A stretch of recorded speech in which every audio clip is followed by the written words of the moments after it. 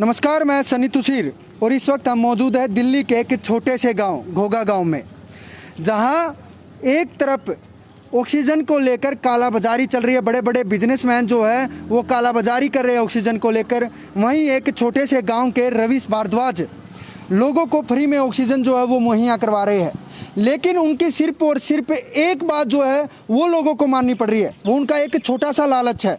वो लालच क्या है वो सीधे हम रवीश भारद्वाज जी से पूछेंगे और उनका कहना है कि आप मेरा लालच पूरा कीजिए, मैं आपको कोरोना से लड़ने की पूरी हिम्मत दूंगा, आपको हर वो चीज़ दूंगा जिससे आप कोरोना से लड़ सके। लेकिन कहीं ना कहीं वो छोटा सा लालच आप लोगों को मेरा पूरा करना पड़ेगा। अगर आप वो लालच मेरा पूरा करते हो तो आप लोगों के लिए मैं कहीं ना कहीं एक मसीहा बनकर जो है वो आऊँगा और आप लोगों की जितनी सेवा मैं कर सकता हूँ, जैसे एक बाप की बेटा सेवा करता है, मैं उस तरीके से सेवा जो है वो आप लोगों की करना चाहूँगा। लेकिन आप लोगों से मुझे सिर्फ और सिर्फ एक चाहिए, तो छोटा सा लालच चाहिए। वो लालच क्या है वो सीधे हम रवीश भाई से बात करेंगे और उनसे जानेंगे कि आखिरकार वो लालच है क्या।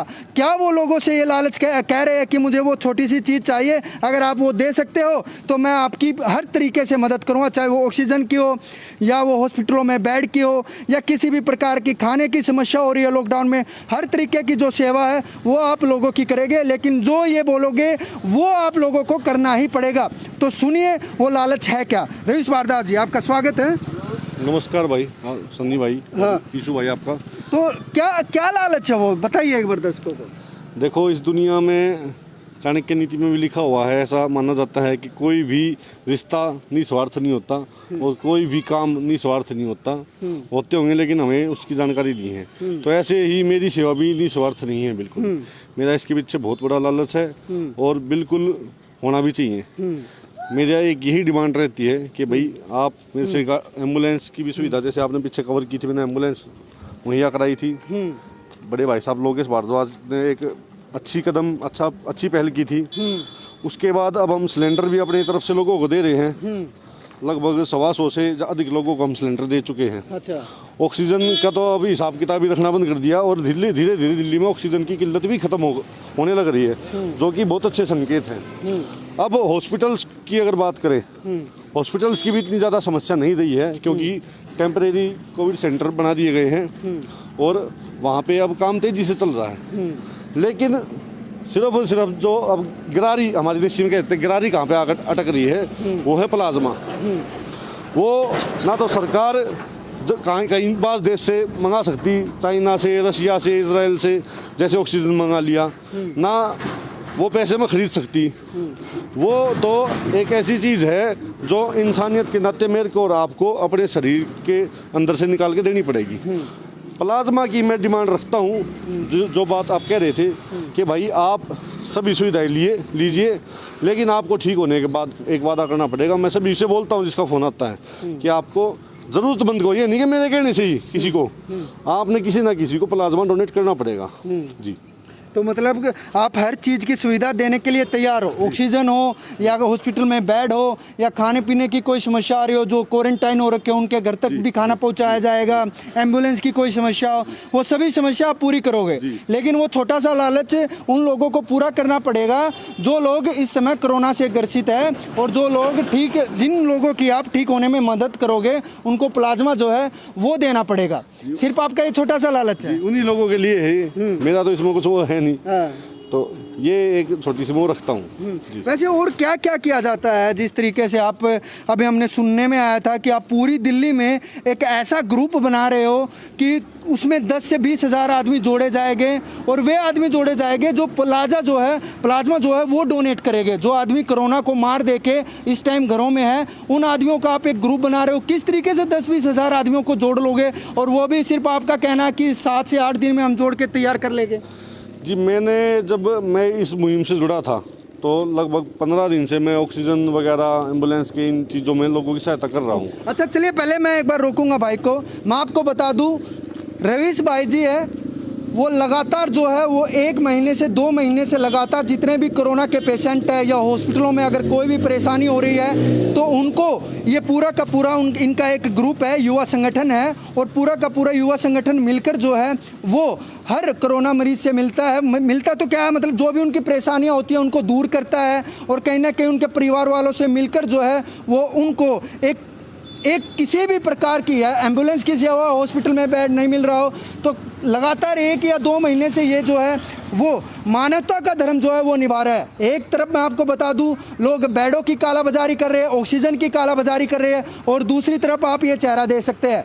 अगर मानवता का धर्म आपने आज नहीं निभाया तो आप कभी नहीं निभा सकते, क्योंकि ये महामारी है और इस महामारी में क्या जाने कितनों ने अपने माता पिता खो दिए है, अपने बड़े भाई बहन खो दिए, लेकिन अब तो लोगों को मानवता का धर्म निभाना चाहिए।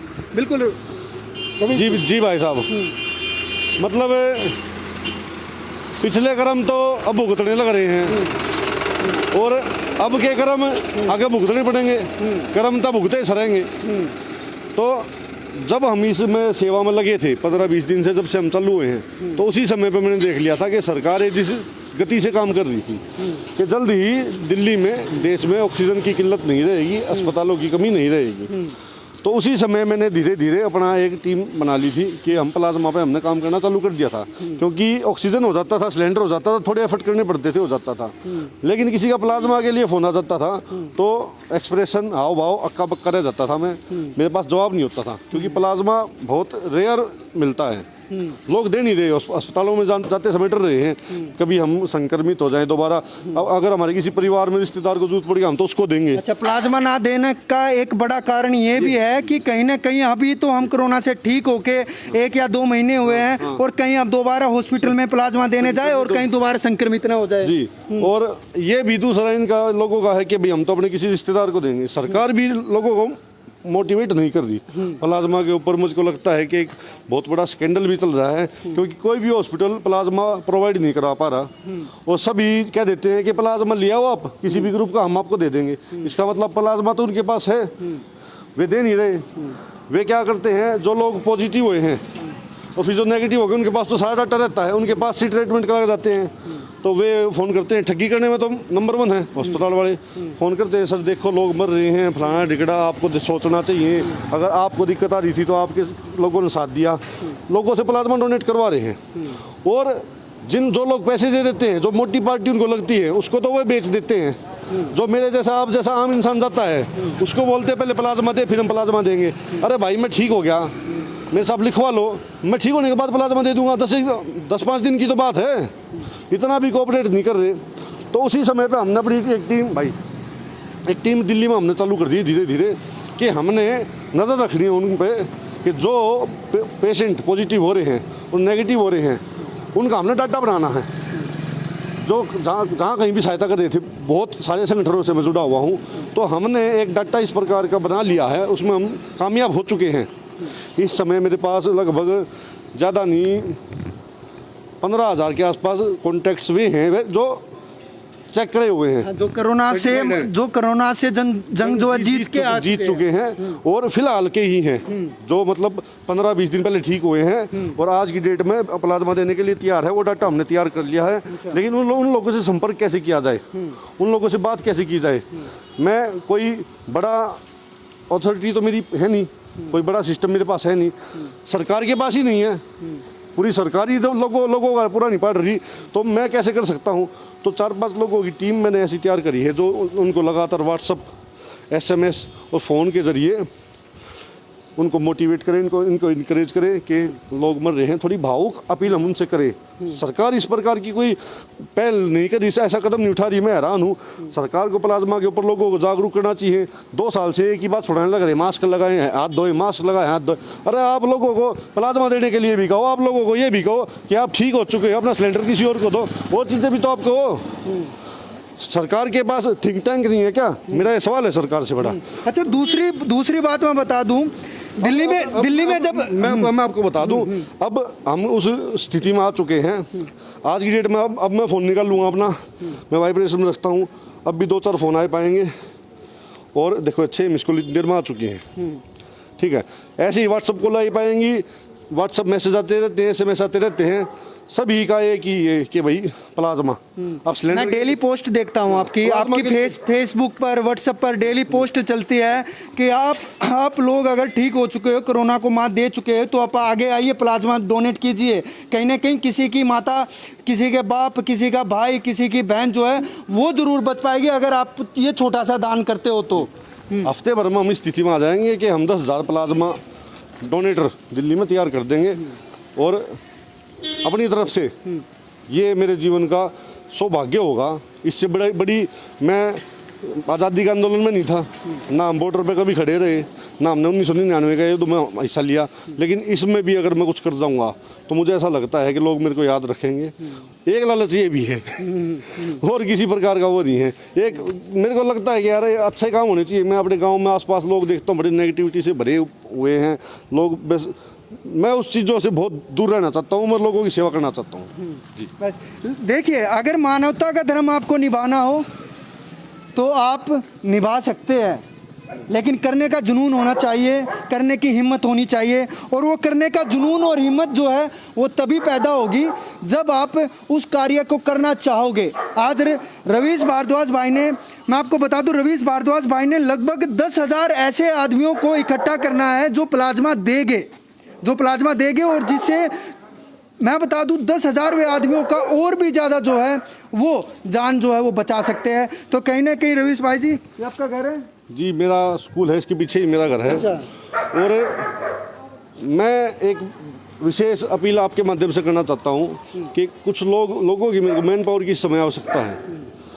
कोई भाई अगर वॉलंटरी इसमें करना चाहे कि भाई निःशुल्क उसमें हमारा वो साथ अपने घर पे बैठा उस डाटा के ऊपर काम कर ले बस, या फिर अगर ऐसा भी वो नहीं कर सकता तो मैं पैसे भी दे सकता हूँ। मेरे को 5-10 लड़कों की आवश्यकता है इस समय, मैं उनको अपॉइंट कर सकता हूँ। 1 महीने के लिए, 2 महीने के लिए मैं उनकी तनख्वाह भी दे सकता हूँ।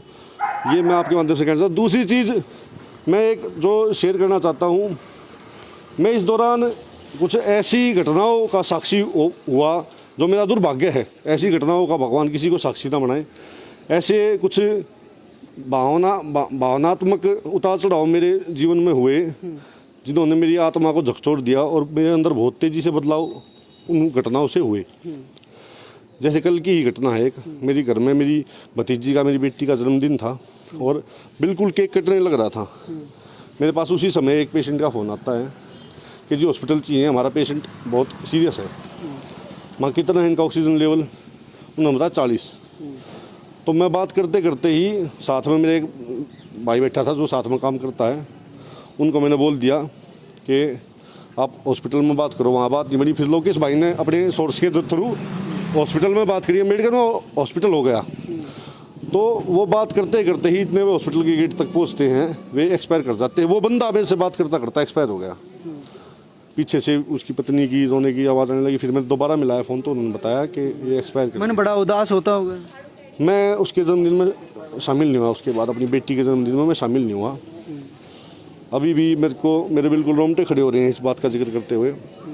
अभी गांव में एक घंटे पहले हमारे गांव के हमारे चाचा हैं, सिलेंडर लेके गए थे मेरे से। और अभी मेरे पास फ़ोन आया, जब आपका फ़ोन आया उसी दौरान कभी मेरे फ़ोन में आप चेक कर लो, फ़ोन आया कि वो एक्सपायर हो गई। तो रोती बिलखती औरतों के, मतलब कुछ परिवार ऐसे हैं जिनके पूरे परिवार ख़त्म हो गए। बिल्कुल भाई, अगर 10 आदमियों की हेल्प कर रहे हैं और उनमें से एक आदमी भी उनकी वजह से अगर उनकी भी हेल्प कर रहे हैं और खुदा न खालसा वो भगवान को प्यारे हो जाते हैं, तो भाई को 10 आदमियों की हेल्प करके वो इतनी खुशी नहीं होती जितना उनको ये लगता है कि इस भाई की भी अगर मैं थोड़ी और जल्दी मदद कर पाता तो शायद इसकी जान बच पाती थी। जी, ये बड़ा एक खलल है इन सारी चीज़ों के बीच में कि हम इतना कर रहे हैं जो लोगों के लिए वो मायने नहीं रखता। उस बीच में अगर कोई छूट जाता है, लोग नाराज़ भी हो जाते हैं, क्योंकि मैं वही बात दोबारा दोहराना चाहूँगा कि हम कोई बड़े सरकारी अधिकारी नहीं है, कोई लैंडलॉर्ड नहीं है, हमारे पास संसाधनों की किल्लत है, तो बहुत सारे लोगों की सहायता नहीं कर पाते, लोग नाराज़ हो जाते हैं, गुस्सा हो जाते हैं। वैसे भाई, जो काम आप कर रहे हो ये काम सरकार का बनता है, लेकिन कहीं ना कहीं आज सरकार जो है मानवता का धर्म छोड़कर जो है वो पीछे बैठी है, बैक फुट पर है। और बल्कि उनको आज आना चाहिए था, उनको फ्रंट फुट पे काम करना चाहिए था। लेकिन मैं आपको बता दूं, अपने सभी दर्शकों को बता दूं, भाई किसी सरकार से किसी भी पार्टी से इन्वॉल्व नहीं है। ये सिंपल तरीके से अपना काम करते हैं। ये सिर्फ युवाओं का जो है वो संगठन बनाकर काम करते हैं ताकि लोगों की हेल्प कर सके। कहीं ना कहीं ये किसी पार्टी या किसी पार्टी का, अन्य पार्टी का नाम नहीं लेते हैं और ना किसी पार्टी से ज़्यादातर बिलोंग करते हैं। बिल्कुल भाई। मेरे साथ हर एक पार्टी के लोग जुड़े हुए हैं, इस समय इस कैंपेन में साथ दे रहे हैं। वो हैरान कर देने वाली बात है। असल में बात क्या है सन्नी भाई, जंग इंसानियत की है। मेरे माता पिता ने मोदी जी से पूछ के पैदा नहीं करा था, केजरीवाल जी से नहीं पूछा था कि केजरीवाल जी आप अगर क्या हो तो हम बच्चे पैदा कर लें। ऐसे तो हमें माँ बाप ने जन्म नहीं दिया। अपनी जिम्मेदारी पर सवारी अपने सम्मान की खुद जिम्मेदार है। मैंने एक बात एक लाइव वीडियो में कही थी, आपको थोड़ी वो मजाक क्या लगेगी बात, मैं वो बात कहना चाहूँगा। अब एक ऐसी आपदा आ गई है, ये मोदी जी तो अपनी जेब में डाल के नहीं लाए चाइना से, ना केजरीवाल जी डाल के लाए। ये तो भगवान प्रकृति की देन है। अब कल को बाढ़ आ जाए, दिल्ली में जमुना जी नज़दीक में है, बड़ी नदी है, बाढ़ आ जाए तो हम क्या सरकारों से ये कहेंगे कि दिल्ली में पानी का जहाज नहीं है? उस समय मैं आपको बचाऊंगा। मैं ये नहीं कहूँगा कि ये काम मेरा थोड़ी ना, ये तो आपदा प्रबंधन की टीम आएगी। तो इन चीज़ों को मैं ये बार बार कहता हूँ कि राजनीतिक बातों को इस समय ना छेड़ें और एक सकारात्मक माहौल बनाया जाए। इंसानियत क्या चीज़ होती है वो उसकी भावना जागृत होनी चाहिए हमारे अंदर, और हम सब साथ में मिलकर इस लड़ाई से जीते। 15 दिन होते चुनाव के समय करेंगे राजनीति, खुल के अंडेंगे, रुके मारेंगे, लेकिन ये समय इस समय भाईचारे का है। बिल्कुल, राजनीति से ऊपर उठ के जो है वो अब मानवता का धर्म निभाने का काम है, और मानवता का धर्म निभाने का समय जो है वो अब है। ज़रूरी नहीं है कि हर चीज़ में राजनीति दिखाना या राजनीति की तरह षड्यंत्र रचना। ये टाइम जो है ना, इस टाइम में हर पार्टी को आगे आना चाहिए और सभी को मिलजुल कर जो है वो लोगों की सेवा करनी चाहिए।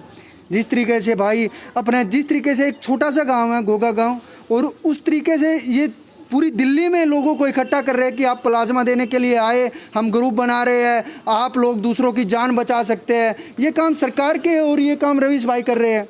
तो कहीं ना कहीं सरकार को भी पहल जो है करनी चाहिए, बार बार एडवर्टाइजमेंट करनी चाहिए। वैसे भी तो विज्ञापन में हज़ारों करोड़ों रुपए जो है वो पार्टियां फूंक देती है, क्या इस काम में नहीं फूंक सकती है? क्या इस काम में पैसे नहीं लगा सकती है कि लोगों को जागरूक करे कि लोग प्लाज्मा दे, जो लोग ठीक हो सकते हैं? मैं आपको बता दूं आज का आंकड़ा भी इस भाई 3 लाख से ऊपर जो है वो आज ठीक हुए थे पिछले 24 घंटे में। 3 लाख से ज़्यादा मरीज जो है, तो कहाँ जा रहे हैं 3 लाख? अरे भाई ऐसा नहीं है कि सब बीमारी हो रहे हैं, सब कोरोना से ग्रसित है, लोग ठीक भी हो रहे हैं। आपको ठीक होते ही कुछ समय के बाद आप आइए, लोगों की हेल्प तो कीजिए। तो कहीं ना कहीं अब सरकार को भी पहल करनी चाहिए और सरकार को भी आगे आना चाहिए। लोगों को इस तरीके से मरने के लिए नहीं छोड़ देना चाहिए जिस तरीके से भाई अकेले पूरी तरीके से ये जिम्मा उठा रखा है। और अब इन्होंने सिर्फ एक ही मकसद जो है वो बना लिया है कि मैं पूरे के पूरे 10,000 से 15,000 तक ऐसे लोगों को इकट्ठा करूँगा जिन्होंने कोरोना से मात दे दिया और कुछ समय हो चुका है उनको प्लाज्मा के लिए जो है वो मैं उनको कहीं ना कहीं समझाऊँगा और लोगों को प्लाज्मा देने के लिए बोलूँगा। तो कहीं ना कहीं 10,000 लोगों को बोलेगा तो कम से कम 3,000 लोग तो एग्री हो गए उस चीज़ के लिए। अगर सरकार बोलेगी तो सरकार के लिए भी एग्री हो सकते हैं। तो आप बोलो तो सही, पहले लोगों को बोलिए तो सही। तो कहीं ना कहीं सरकार को भी पहल करनी चाहिए। इसी के बाद हम अपने सभी दर्शकों से अलविदा करते हैं और देखते रहिए दिल्ली समाचार। घोघा गांव से मैं सनी तुसीर सोनू के साथ।